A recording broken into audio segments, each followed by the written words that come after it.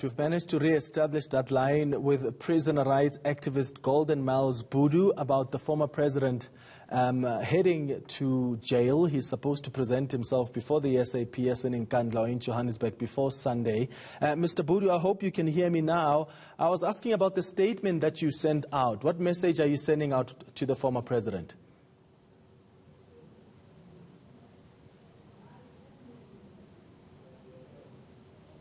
Mr. Bhudu, can you hear? I'm asking about the statement that you sent out.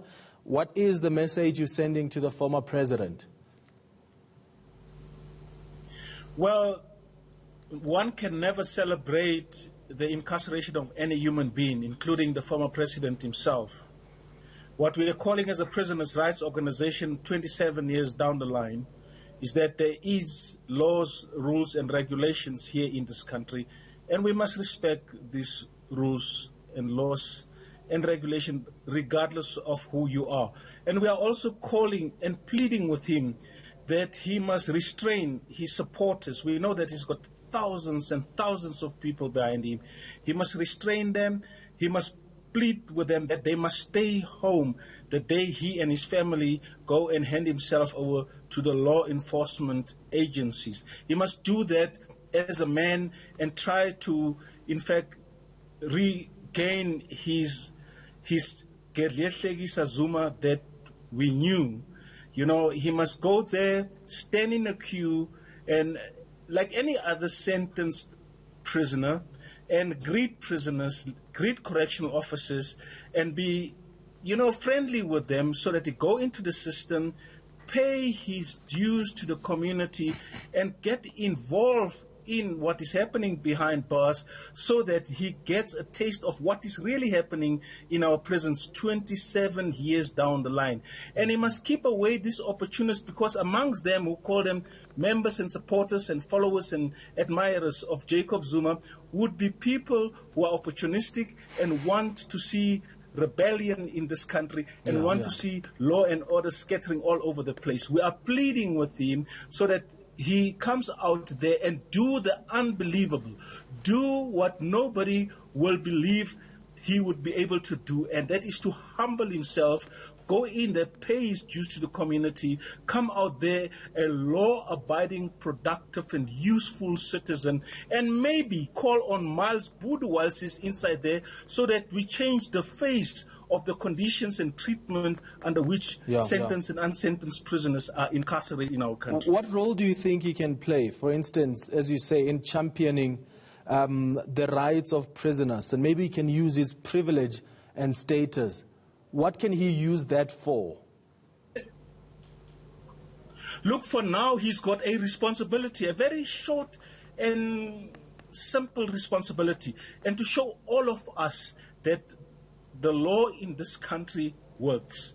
He can go in there and ask for the Constitution, because the rights of prisoners are embedded in Chapter 2 of the Bill of Rights, Section 35, subsection 2, paragraph E, and say, look, I'm one of them today. Where is the Constitution? Where is the Correctional Services Act? Where is the White Paper? Where is the United Nations Declaration for the treatment and conditions under which prisoners are incarcerated? And put emphasis and make the paper worth these rights of sentenced and unsentenced prisoners are part of, you know, because currently the rights of prisoners is not worth the paper it is written on.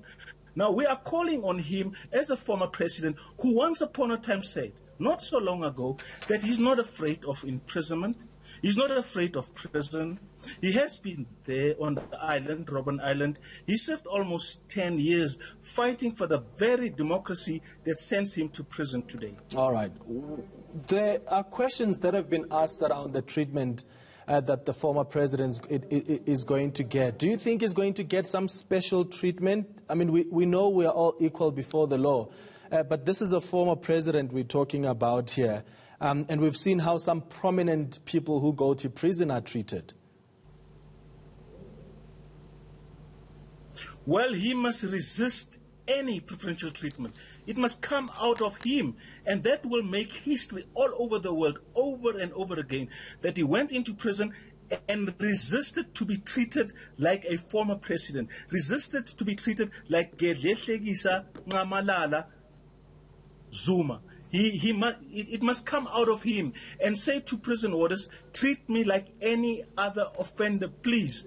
Don't give me preferential treatment because I am not a superhuman being. I have made a mistake and I'm prepared to be apologetic. I'm prepared to show remorse and I'm prepared to come out a better citizen and show the whole world that if you've committed a crime and if you arrested, charged, and the state has proven its case beyond the reason of the doubt, then you must just go in there and do your time like any other sentenced offender or prisoner and be a man.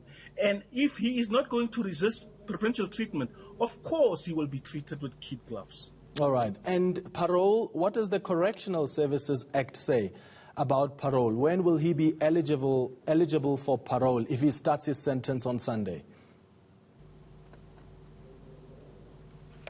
I mean, if he is going to say to them, look, I understand how the parole system works. If I don't know, please teach me, workshop me, give me a crash workshop.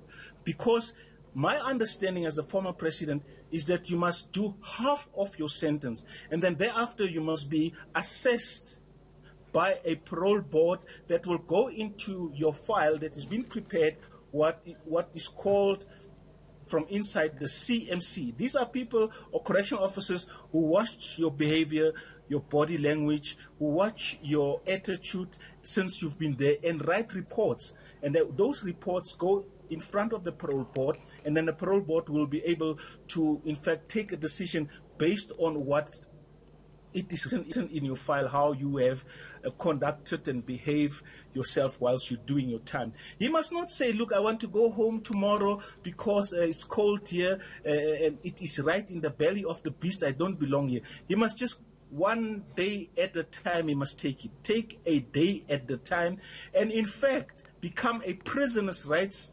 within, and call on Miles Bhudu to come and visit him so that I could rub shoulders with him again. Because you remember once upon a time, we and myself campaigned when he was charged, arrested, and was dragged in front of the South Gauteng High Court for rape. Okay. And I went there and I said, no, he's the one that was raped. He never raped anybody. And he know me from somewhere, and maybe we can resuscitate and relive those days when I was close to the former president. Oh, so, all right, thank you for your time. So it's about rubbing shoulders with him then, from what I'm hearing from you. Thank you for making time to chat to us. Golden Miles Bhudu is a prisoner rights activist. I was looking at that Correctional Services Act.